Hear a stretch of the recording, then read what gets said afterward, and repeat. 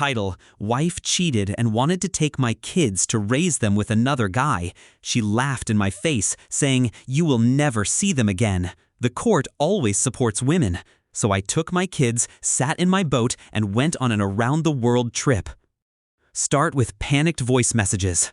I still remember the smirk on her lips.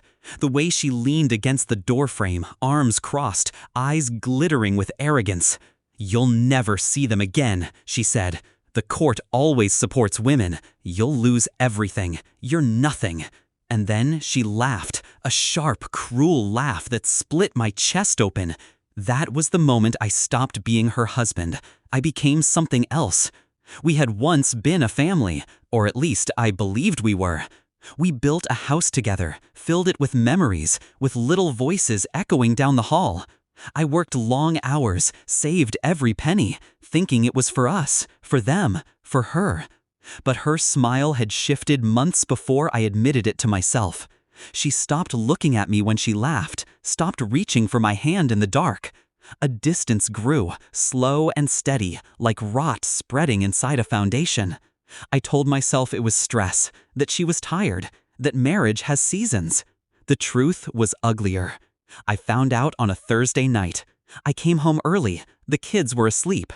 Her phone sat on the counter, screen lighting up with a name I didn't recognize. I shouldn't have looked, but I did. The messages were clear, explicit. Plans to finally be together once she got rid of him. They laughed about me, mocked me. She promised him my children, our children. She told him she wanted him to raise them instead of me. My hands shook as I scrolled, but my mind was ice. That was the moment the pain hardened into something sharper. I didn't confront her that night. Rage is useless if it's loud. I swallowed it down and smiled the next morning, kissed her cheek, packed the kids' lunches, pretended. And quietly, I began to prepare. I spent nights at the kitchen table, drawing maps in my head, checking passports, renewing documents, selling assets under her nose, stocks she didn't know existed, savings she thought were gone. I had been careful, always careful. I installed cameras, copied her messages, stored evidence in encrypted drives. Not for the court, though it would bury her, but for leverage, for control. And I kept smiling. The day she made her declaration, that smug, venomous laugh, I knew it was time. She thought the courts were her weapon. She thought motherhood was her shield. She underestimated the man she'd built her life on. That night, I loaded the car. Clothes, food, cash, passports, and two small, confused, but trusting children who clung to me without question.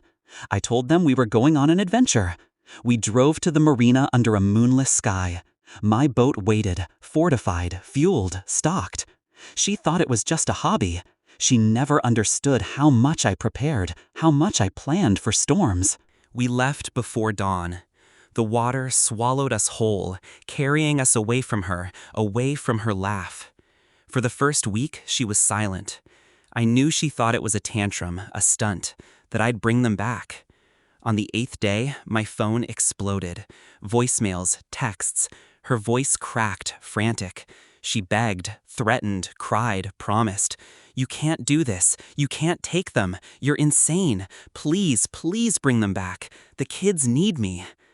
I replayed her laugh in my head, the way she said I'd never see them again, and I turned the phone off. The ocean became our home. The kids adapted faster than I imagined. They learned the rhythm of waves, the language of sails. They laughed again, real laughter, the kind that had vanished from our house months ago. At night, when they slept, I'd sit on deck, listening to the hum of the sea, replaying her words. Her cruelty had been my liberation. She handed me the match, and I burned the bridge behind us. She tried everything: lawyers, police, court orders. But the evidence I left behind painted her as unstable, manipulative, unfit. Every message she wrote to that man became her own noose. Every threat she left on my voicemail, I archived. By the time the courts moved, she was already drowning in her own lies. There was one last message, a voice note, quiet, broken. I didn't mean it. I was angry. Please, I just want my family back." Her voice cracked into silence. I never replied.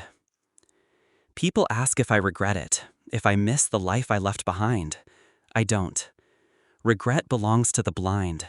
I saw her clearly, saw what she planned for me, for my children. She underestimated the weight of a father's love, the precision of a man who refuses to be erased. She thought the courts were her weapon. She thought laughter was her shield. But I had the sea. I had patience. I had my children's hands in mine. And I won. The truth? Revenge wasn't taking them away from her. Revenge was showing her what it felt like to be powerless, to scream into the void and know no one was listening. The same void she wanted to throw me into. Now she lives in silence, and I live in freedom. I don't dream of her anymore. I dream of horizons, of ports waiting beyond the water, of my children growing strong, untouchable. Her laughter once cut me open. Now it's just a memory. And memories have no power here.